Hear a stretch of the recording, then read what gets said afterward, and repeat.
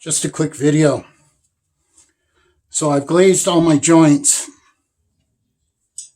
in red, which it'll come out red. And I've cleaned most of this off, but before I finished, I wanted to show. So if you look really closely here, you'll see that there's excess glaze on here from when I glazed the joints. I overglazed the top. The top of these brick, I'm going to glaze white. So I want all that red, that over glaze that I put on, because it's impossible to not, when you're doing the joints with the paintbrush, not get on top. Well, I came up with a new way of removing the excess glaze. And it's simply,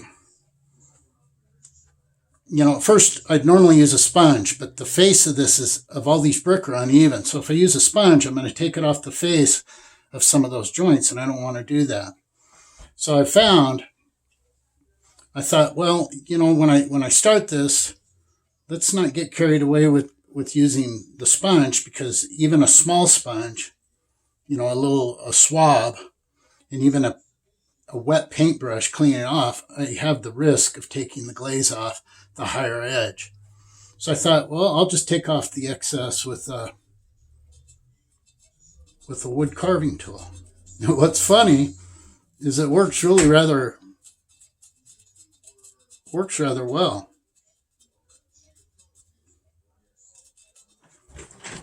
I mean, it's just like any of the rest of this. It takes quite a while. But I just come in here, and then after I'm finished with this, I'm going to I will hit it with a small sponge or a swab. I purchased these foam swabs on Amazon. I'm kind of looking forward to using them, see how they work.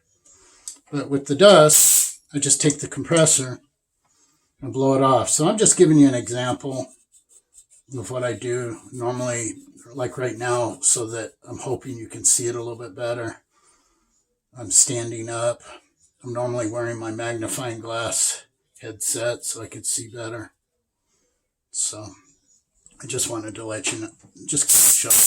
I just thought it was interesting. I mean, actually, just to show you, so this is an example of how it's overglazed.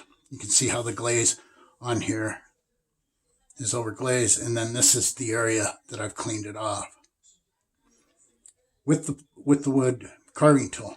And again, it works crazy good. Still takes a long time, but at least I'm not removing glaze from areas I don't need to. So I could possibly get away with not even hitting it with the sponge, but I'm going to hit it with the sponge anyway. But I'm only going to do it lightly. So I just wanted to share that with you.